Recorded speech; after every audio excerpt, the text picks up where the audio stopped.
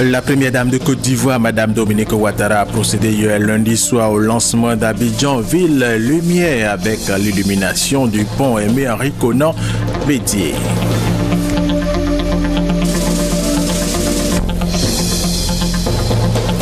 Le Premier ministre Daniel Kablan-Duncan a eu une séance de travail avec le personnel du secteur de la santé.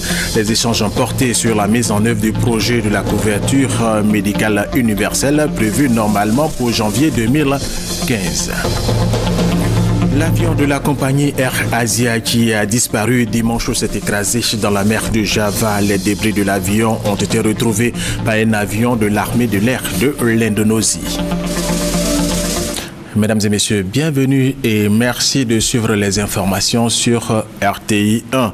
La première dame de Côte d'Ivoire, Madame Dominique Ouattara, a procédé hier lundi soir au lancement d'Abidjan Ville Lumière avec l'illumination du pont Aimé Henri Konan Bédié. La cérémonie s'est déroulée sur l'esplanade du pont Henri Konan Bédié, un projet ambitieux réalisé par le président de la République Alassane Ouattara. Viviane Aïma. De la joie dans les cœurs, on pouvait la lire sur les visages et dans l'accueil réservé à la première dame Dominique Ouattara. Cette fin d'année 2014 semble avoir incontestablement une saveur spéciale. Et c'est d'ailleurs à partir du tout nouveau troisième pont d'Abidjan, symbole du retour de la prospérité et de l'émergence, que le coup d'envoi des festivités du Nouvel An a été donné par la première dame de Côte d'Ivoire ce lundi 29 décembre par la mise sous tension de l'illumination de la ville d'Abidjan, suivi d'un feu d'artifice. Avant-goût du gigantesque feu d'artifice qui va marquer le passage dans l'année nouvelle. Organisateur de ces festivités de fin d'année depuis 4 ans dans le district d'Abidjan, le gouverneur Begré Mambé, qui dédie l'édition de cette année à la première dame et au président de la République, Alassane Ouattara. Nous dédions spécialement cette édition et toutes ses composantes à venir à vous-même et à son Excellence, Monsieur le Président de la République de Côte d'Ivoire, j'ai nommé le docteur Alassane Ouattara.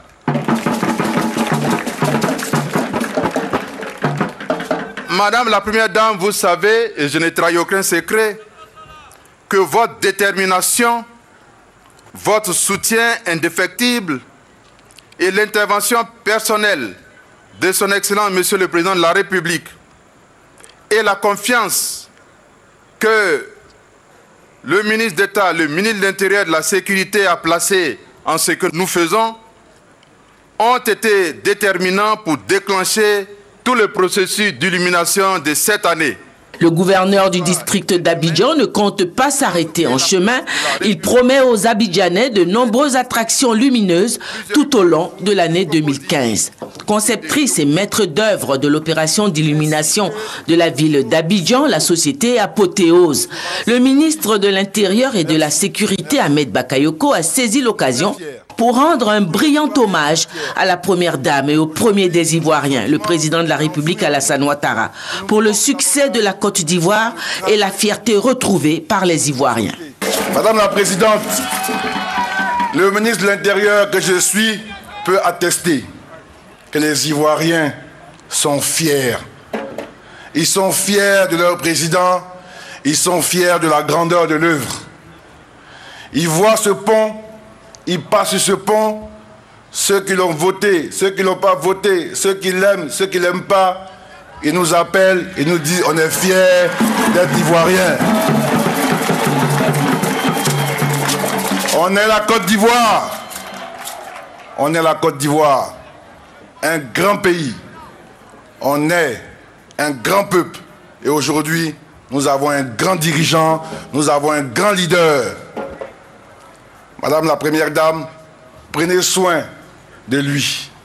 Marraine de cette cérémonie de mise sous tension des illuminations de la ville d'Abidjan, c'est le cœur à l'unisson avec tous les habitants de la Côte d'Ivoire que la première dame Dominique Ouattara a souhaité bonne fête à tous et à toutes.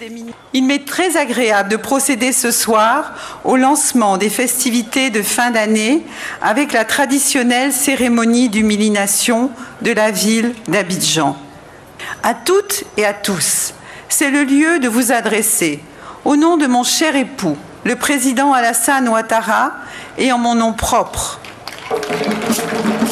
De merveilleuses fêtes de fin d'année 2014 et une très bonne année 2015 dans la paix, la santé et le bonheur.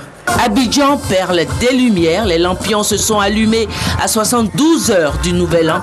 La fête a commencé. La couverture maladie universelle est dans sa phase d'enrôlement. Le président de la République, Alassane Ouattara, est la première personnalité à se faire enrôler. La cérémonie s'est déroulée ce mardi 30 décembre au palais présidentiel. Le chef de l'État a saisi l'occasion pour inviter les populations à se faire enrôler. L'opération va durer entre 6 et 9 mois. Pour se faire enrôler, il faut une carte nationale d'identité et payer la somme de 1000 francs CFA. Nous écoutons le président de la République, Alassane Ouattara. Je me suis enrôlé pour la couverture médicale universelle. C'est une étape importante de notre politique sociale. Je voudrais féliciter le ministre d'État et Madame le ministre de la Santé pour le travail important qui a été fait, qui permet aujourd'hui de lancer cet enrôlement à mon niveau. Et bien évidemment, au cours des prochains jours, de toutes les personnes concernées pourront procéder à leur enrôlement. Ceci est très important pour bien sûr tous les Ivoiriens, mais surtout pour les plus démunis. Et pour nous, c'est donc une action sociale, parce que des personnes en bonne santé travaillent plus, et s'ils travaillent plus, bien sûr, la nation entière en bénéficie. Donc je voudrais vous encourager tous à vous enrôler dès que les dispositions seront prises, aussi bien à Abidjan, bien évidemment, qu'à l'intérieur du pays. Et se communiquer avant de poursuivre cette édition, la cérémonie de présentation des vœux de Nouvel An à son Excellence M. Alassane Ouattara, président de la République de Côte d'Ivoire, aura lieu le lundi 5 janvier 2015 de 9h à 14h30 au palais de la présidence de la République. Deuxième grand titre de cette édition. Hier lundi, le Premier ministre Daniel Kablan-Duncan a eu une séance de travail avec le personnel du secteur de la santé. La séance de travail s'est déroulée en présence de la ministre Remoda Goudou Kofi. Les échanges ont porté sur la mise en œuvre du projet de la couverture maladie universelle prévu normalement pour janvier 2015. Sidodi Davila. Tout est fin prêt pour la mise en œuvre de la couverture maladie universelle CEMU. Ce lundi, avec le Premier ministre Daniel Kablan-Duncan, les différentes corporations de la santé et la ministre Remoda Goudou Kofi ont exploré les pistes et mesures d'accompagnement pour la réalisation du projet CEMU. Les corporations de santé regroupant non seulement les ordres, les associations et les syndicats ont eu l'opportunité de rencontrer Monsieur le Premier ministre concernant l'ébauche de tous les problèmes de santé qui se posent à ce pays avant la couverture maladie universelle. L'entretien a été fructueux. Soyez certains que les ordres de santé sont satisfaits de la rencontre qui a eu lieu et apporteront tout leur soutien aux objectifs du gouvernement, notamment en ce qui concerne la mise en place de la couverture maladie universelle en 2015 sur le territoire ivoirien. Couverture sociale permettant aux populations de bénéficier de soins entièrement gratuits. La couverture maladie universelle est un engagement du président de la République pour le bien-être des populations ivoiriennes.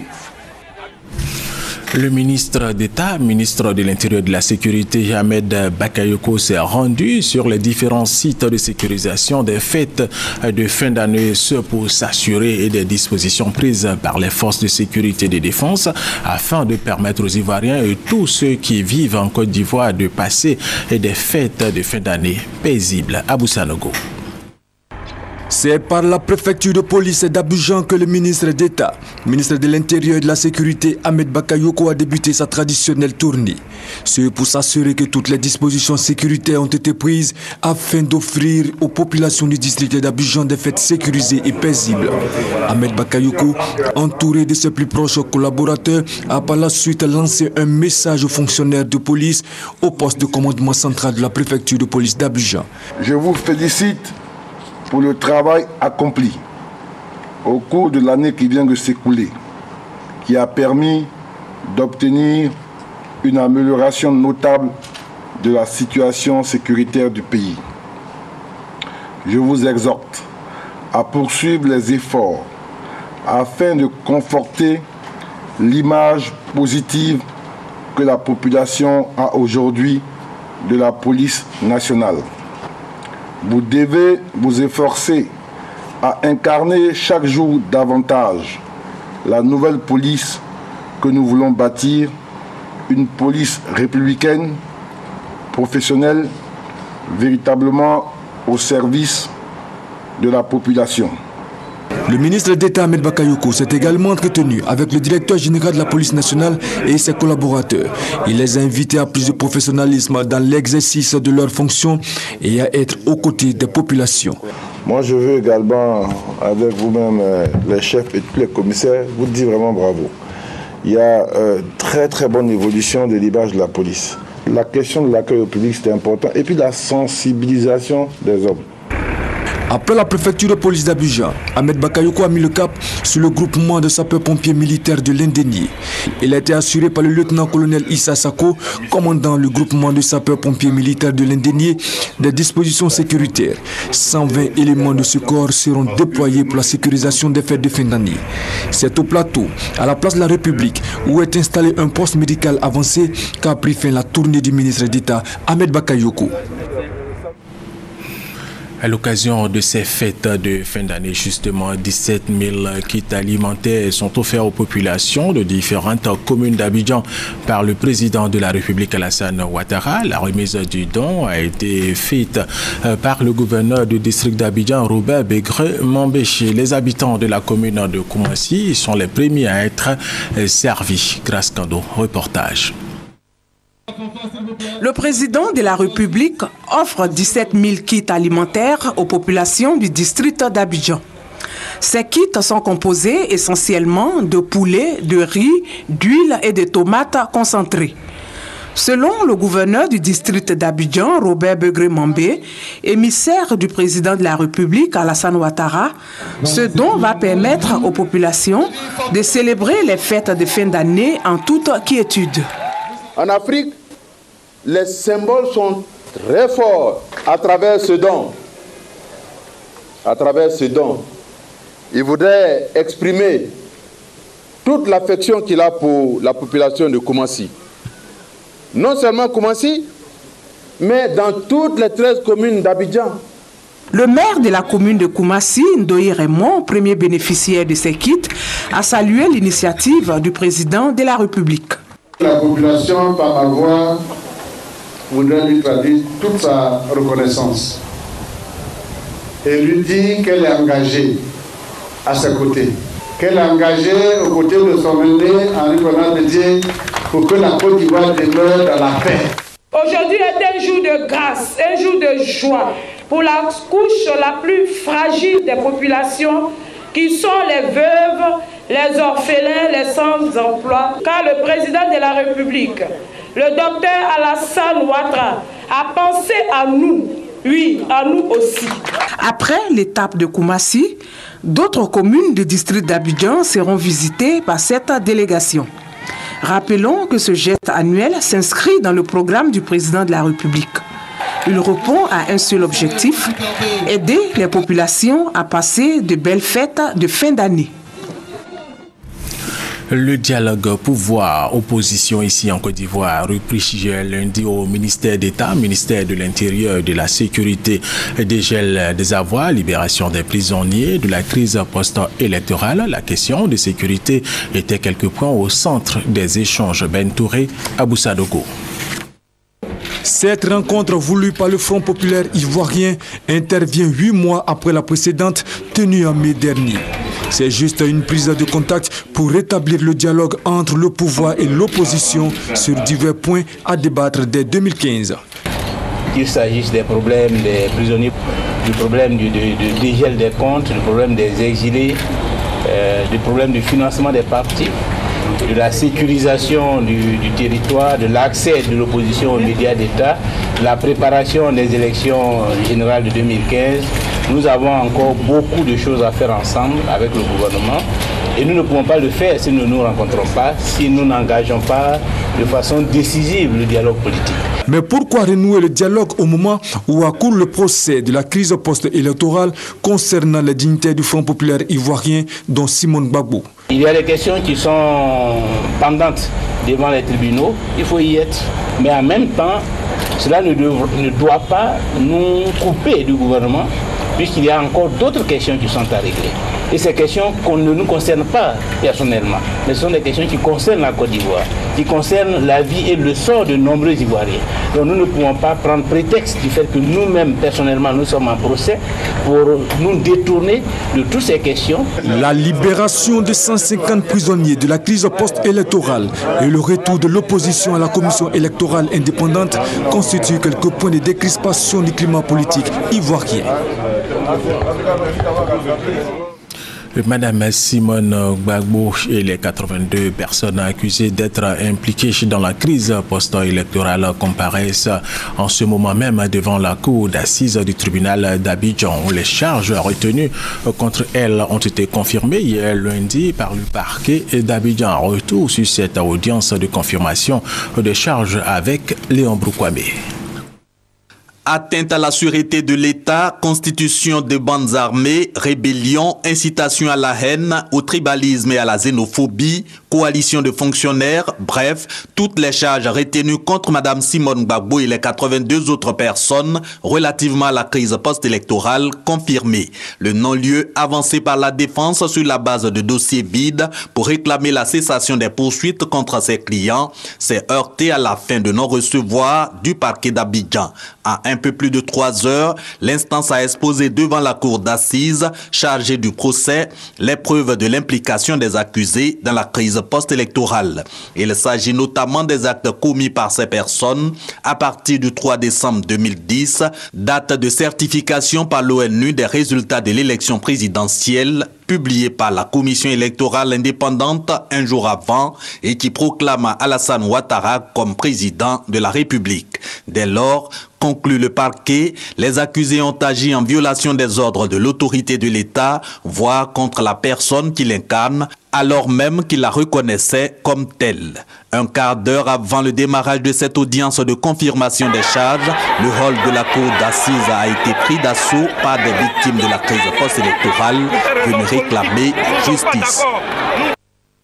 Et tout à fait autre chose. En 2015, le port autonome d'Abidjan avait entamé d'importants projets de modernisation de ses infrastructures. Et ces travaux de modernisation concernent notamment l'élargissement de la passe d'entrée du canal de Vridi et la construction du deuxième terminal à conteneurs du port d'Abidjan. Mamadou Traoré, Adama Kodé.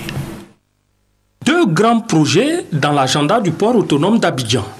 L'élargissement de la passe d'entrée du canal de Vridi et la construction du deuxième terminal à conteneurs du port autonome d'Abidjan. Les travaux démarrent dans le 2e semestre de l'année 2015 pour une durée de 3 ans. À travers ces futures réalisations, le port d'Abidjan entend se repositionner en matière d'infrastructures. Parlant de la compétitivité relativement aux infrastructures, on n'est pas les mieux classés aujourd'hui et ce projet va nous permettre vraiment de nous repositionner durablement. Parce qu'avec ces quais à 16 mètres de tirant d'eau et 3 postes à quai, c'est clair qu'on verra l'avenir avec sérénité. Coût de ces projets, plus de 400 milliards de francs CFA, montant financé à hauteur de 396 milliards par la Chine. En plus de leur impact sur la compétitivité du port d'Abidjan, ces réalisations vont contribuer aux efforts du gouvernement visant à atténuer la cherté de la vie. Du point de vue des infrastructures aujourd'hui, le port d'Abidjan ne peut pas recevoir des bateaux qui peuvent prendre des tonnages importants de 40 000 à 50 000 tonnes. Quand les bateaux ont suffisamment de marchandises, le coût du fret baisse du fait de la quantité. Et comme nous avons aujourd'hui au niveau du gouvernement une politique de lutte contre la vie chère, nous devons utiliser tous les leviers pour que effectivement on arrive à baisser le coût de traitement des marchandises au niveau du port autonome d'Abidjan. En dehors de ces projets structurants, les autorités portuaires envisagent la création d'un terminal minéralier et le remblayage d'un espace de 300 hectares à mettre à la disposition des opérateurs privés. À terme, il s'agit de faire du port d'Abidjan un hub de l'Afrique. L'école pratique de la Chambre de commerce et d'industrie accueille désormais en son sein une salle des marchés, un outil pédagogique mis à la disposition des étudiants de cette école pour qu'ils se familiarisent au fonctionnement du système boursier. Mamadou Traoré, Jean-Jacques Kwame-Ala. Des cours théoriques à la pratique pour ces étudiants en formation au métier de la finance à l'école pratique de la Chambre de commerce et d'industrie de Côte d'Ivoire. Avec cette salle des marchés, l'opportunité leur est désormais offerte de se familiariser au fonctionnement du système boursier. L'an passé, nous étions curieux de pouvoir découvrir la BRVM, de voir un peu quelles sont les différentes activités de la BRVM. Et voilà qu'aujourd'hui, en deuxième année, c'est une réalité. Nous avons une salle de marché à l'école ici. Cela va pouvoir permettre de nous donner une grande vision de ce que la BRVM fait comme activité. Cette salle des marchés est la première du genre en Côte d'Ivoire et la troisième en Afrique subsaharienne. Elle est le fruit de la convention de partenariat qui lie depuis le 23 janvier 2014 la Chambre de commerce et d'industrie à la Bourse régionale des valeurs mobilières BRVM. L'objectif est de vulgariser la culture boursière au sein des pays de l'Union économique et monétaire ouest-africaine, UEMOA. Nous voulons avoir plus de gestionnaires de portefeuille, plus d'analyses financières, plus de chercheurs sur les métiers de la finance, et c'est vous. C'est vous qui allez le faire. Donc appropriez-vous les instruments de la bourse, travaillez au quotidien là-dessus, formez-vous et nous, on va vous accompagner de manière à ce que vous puissiez vraiment avoir le bagage nécessaire pour rentrer dans la vie professionnelle. En plus de la formation pratique, cette salle des marchés va permettre aux étudiants de suivre en temps réel la cotation des titres émis par la Bourse régionale des valeurs mobilières.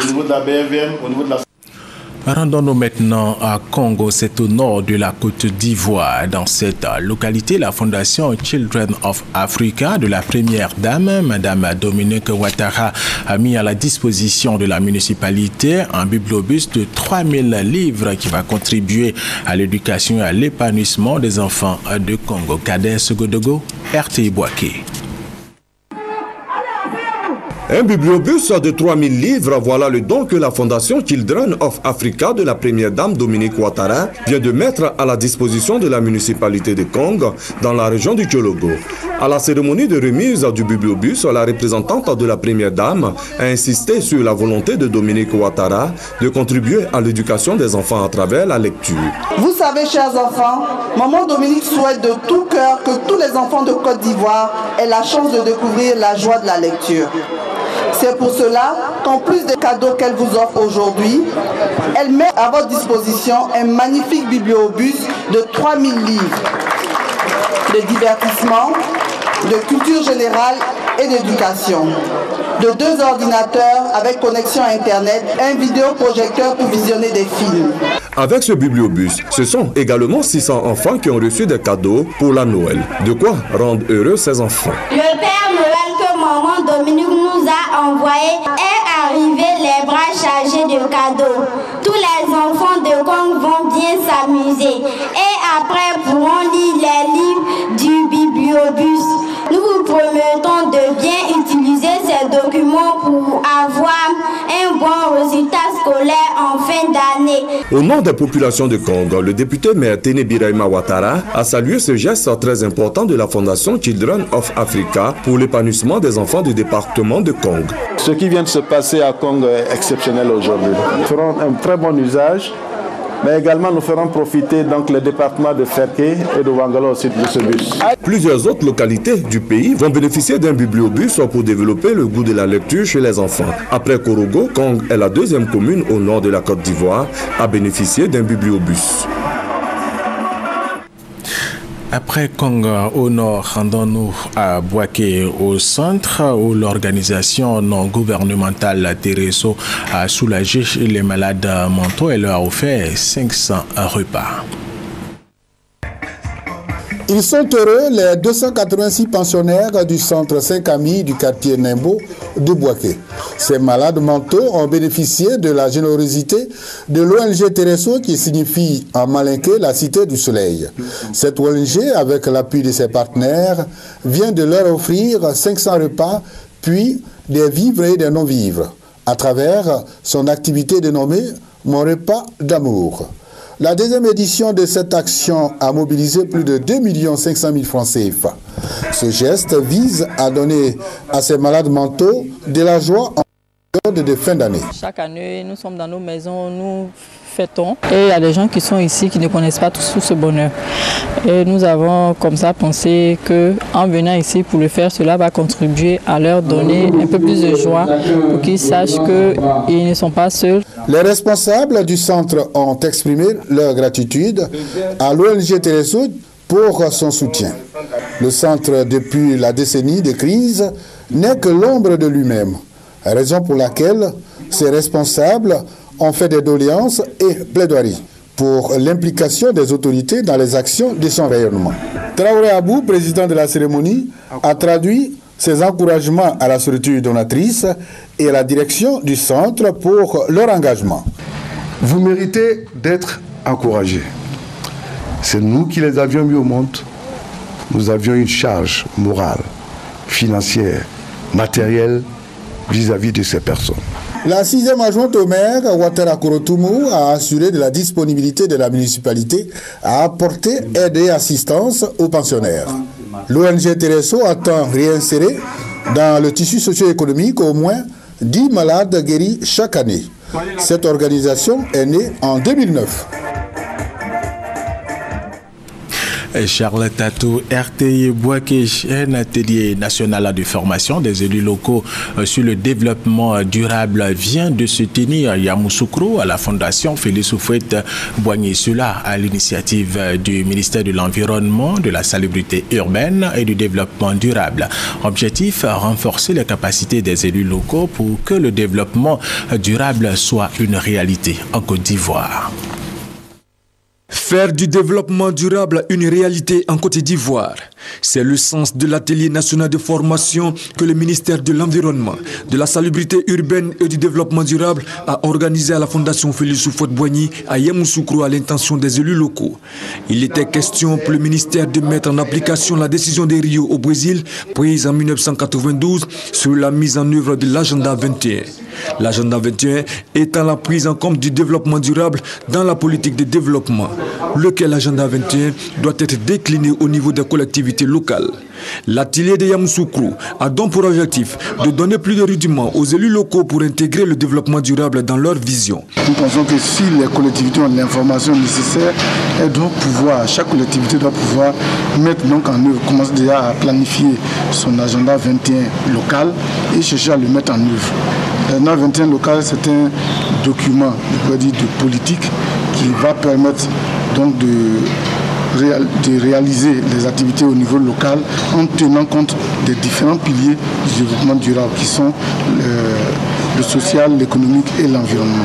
Le ministère de l'Environnement, de la Salubrité urbaine et du Développement durable, qui veut mieux outiller les élus locaux sur les enjeux du développement durable, envisage d'organiser d'autres formations. Le conseil régional du Kabadougou fait le point de ses activités. Plusieurs projets ont été réalisés et ce point a eu lieu lors de sa 4e session ordinaire. Thérèse Tapeyoboué.